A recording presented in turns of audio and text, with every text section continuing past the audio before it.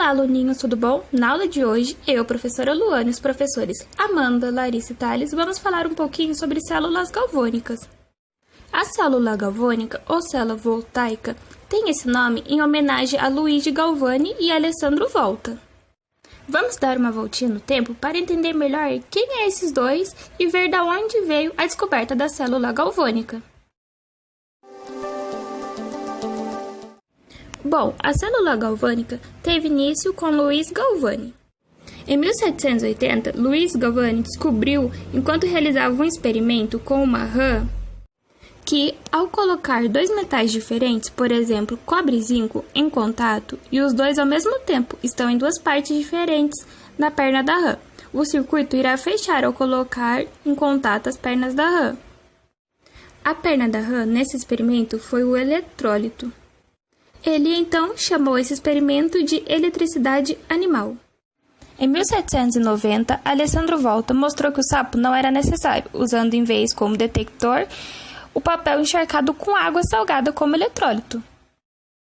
Já em 1799, Volta inventou a pilha voltaica, que é uma pilha de célula galvânica, consistido em cada um de um disco de metal, e uma camada de eletrólito e um disco de metal diferente. Ele constitui inteiramente de material não biológico.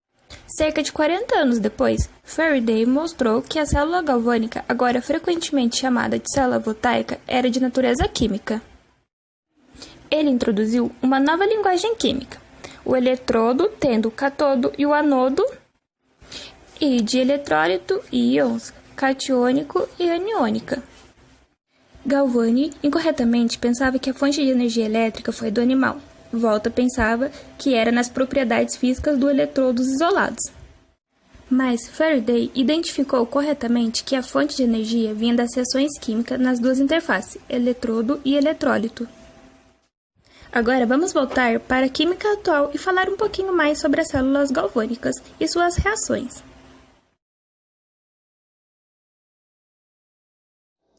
Olá pessoal, eu sou a professora Larissa e vou dar continuidade à nossa aula.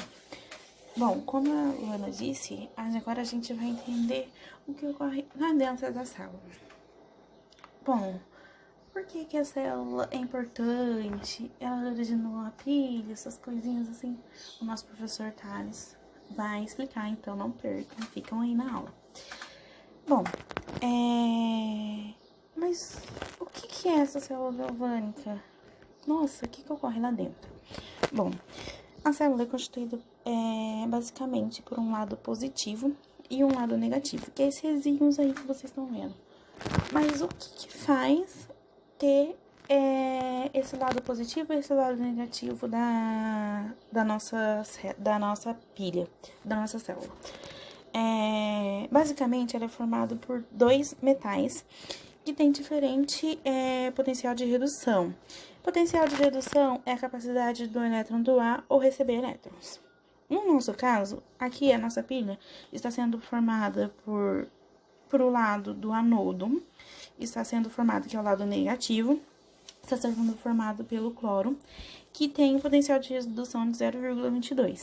E o nosso lado positivo, que é o ferro, que tem um potencial de 0,77. Então, o que está ocorrendo? O Cl, por ele ter um potencial de redução menor, a sua capacidade de doar elétrons é bem maior e faz com que tenha uma corrente elétrica. Bom, vamos agora para uma explicação maior.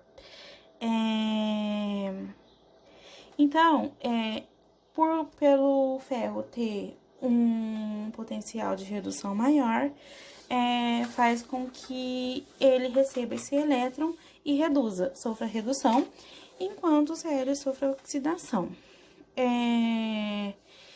Esse Cl está sendo depositado no eletrodo e forma a GCl, que é o cloreto de prata, que é um metal que vai ficar depositado ali no nosso eletrodo.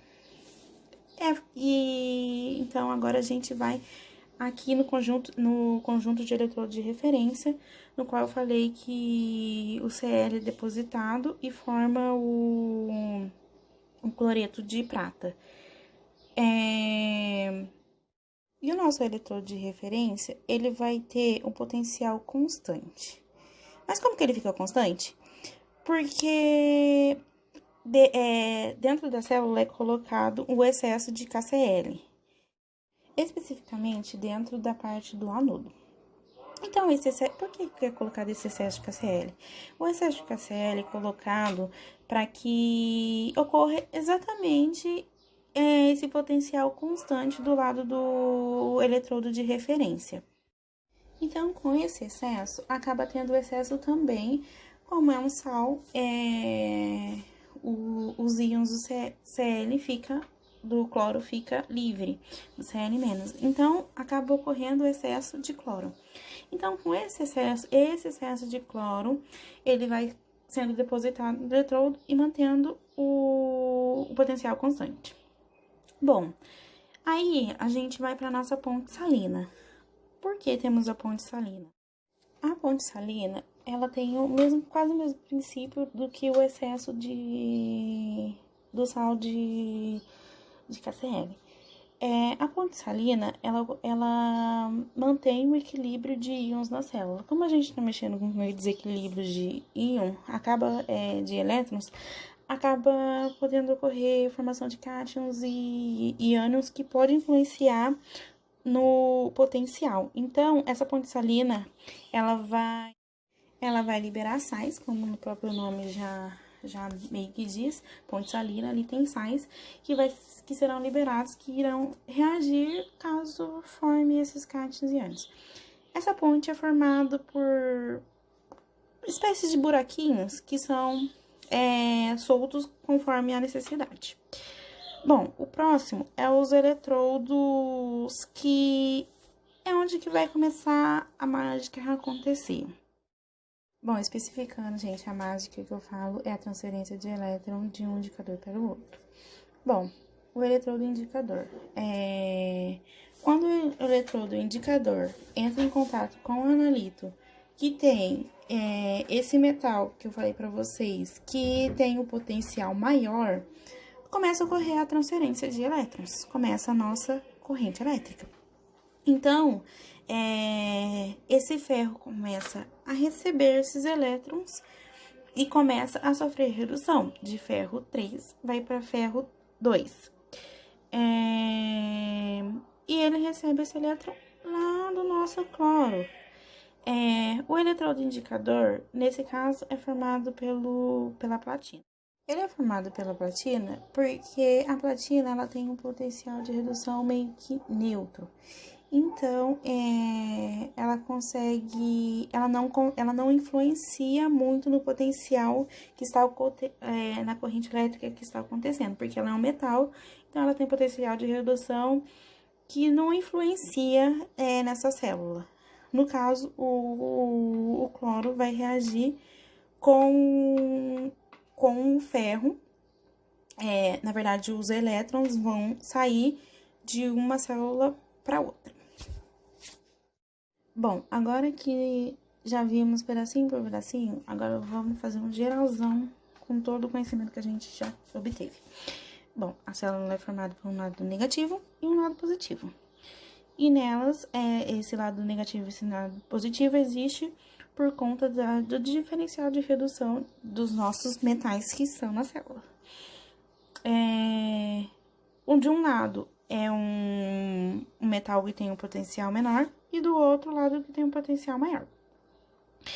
Quando é ligado por um fio de metal que não interfere no potencial, esses elétrons começam a circular.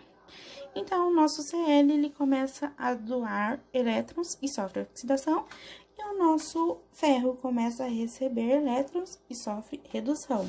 O nosso conjunto do lado do anodo, que é onde sofre oxidação, e o cátodo, onde sofre redução. Do lado do anodo, nós temos o nosso eletrodo de referência, onde o potencial dele é constante por conta de ter excesso de KCl na parte de baixo. Enquanto o nosso cátodo não tem interferência, ele tem o nosso eletrodo de indicador, onde que vai ser dado o nosso potencial. Bom, essa é o jeito químico mais simples de exemplificar essa célula. O nosso anodo, onde sofre oxidação, onde ele doa o elétron, para o ferro, onde sofre a redução e forma o ferro 2+. Então, aqui embaixo, o que está querendo dizer? Que no nosso anodo formou prata sólida, que foi o cloreto de prata que foi depositado no nosso eletrodo, e o nosso Cl é menos que doou o elétron. E do outro lado, o nosso ferro 2+ aquoso que foi formado, que é o nosso produto, e o ferro 3+, que foi o metal utilizado para que ocorresse a transferência de elétron por ter um potencial maior. E a nossa platina, que foi o eletrodo indicador, por não ter influência nenhuma, ela consegue ver o potencial. E é isso, gente. Oi, eu sou o Thales e eu vou continuar a explicação da Larissa sobre célula galvânica, dando um enfoque no eletrodo de referência, que na nossa célula de exemplo foi utilizado o prata cloreto de prata. Aqui na imagem nós podemos observar esse eletrodo de referência mais de perto. E como vocês podem observar, nós temos um tubo, e nesse tubo nós temos uma solução de KCl mais AgCl, além de um sólido de também KCl mais AgCl. E lá embaixo você ainda pode observar uma ponte salina. Essa estrutura, se você reparar, é bem parecida com uma célula galvânica. E assim como numa célula galvânica, aqui existe uma diferença de potencial. A grande diferença é que na célula galvânica essa diferença de potencial varia de acordo com a reação avança. Enquanto nesse eletrodo de referência, essa diferença de potencial é constante.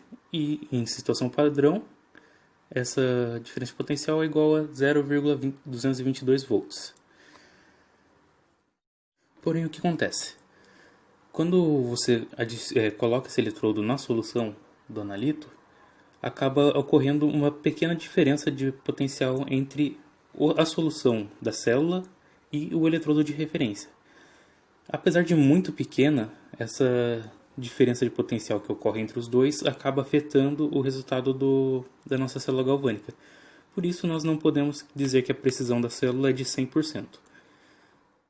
Além disso, saindo da solução, é possível observar um fio de prata se ligando a um voltímetro, e desse voltímetro sai um eletrodo indicador de platina. O fio de prata está ali para enviar os elétrons do nosso eletrodo de referência para o voltímetro.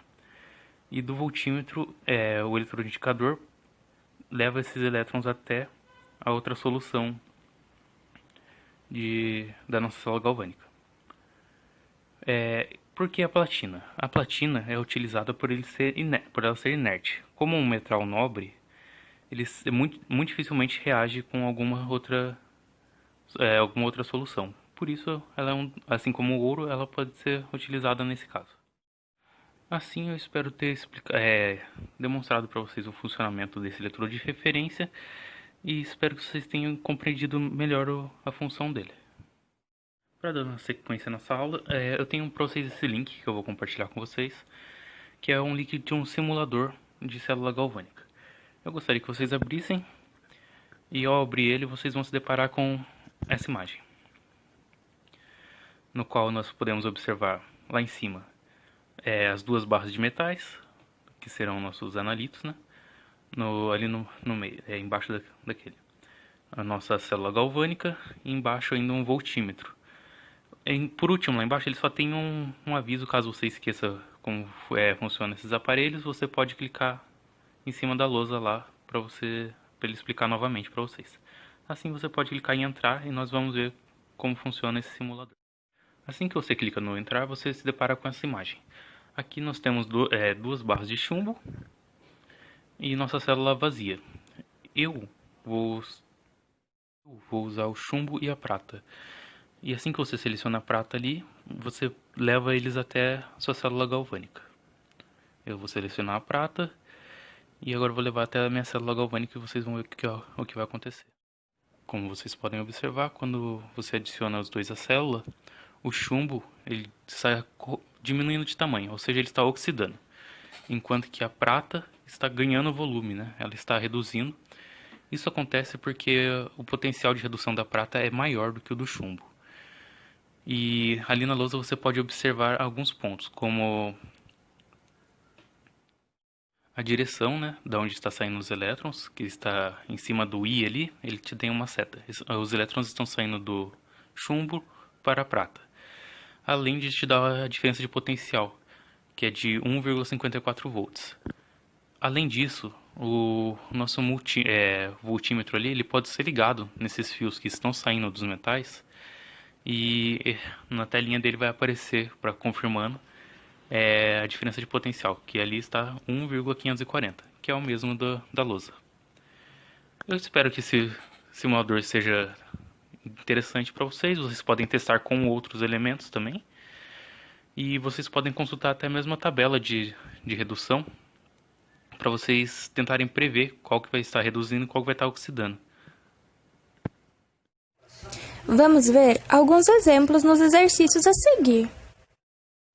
Bom, pessoal, agora vamos fazer um exercício para fixação. E o exercício é o seguinte. Na sala eletroquímica, representada pela equação níquel sólido com o íon de prata formando o íon de níquel com a prata sólida, é correto afirmar que a. Os elétrons fluem pelo circuito externo da prata para o níquel. B. O cátodo é o eletrodo de níquel. C. O eletrodo de prata sofre desgaste. D. A prata sofre redução. Ou E. A solução de níquel irá se diluir. Agora, partindo para a resolução. Temos que a reação global é formada por duas semi-reações, uma no anodo e a outra no catodo. Para descobrirmos quem é o anodo, é fácil. O anodo é o polo negativo da pilha, é onde ocorre a oxidação. Enquanto o catodo é onde ocorre a redução, é a espécie que ganha elétrons. Logo, podemos afirmar que o níquel é o anodo e o catodo é a prata. Então, dessa forma, analisando as alternativas, temos que a alternativa A é incorreta, visto que o níquel perdeu elétrons e a prata ganhou elétrons, mostrando dessa forma que os elétrons não fluem da prata para o níquel.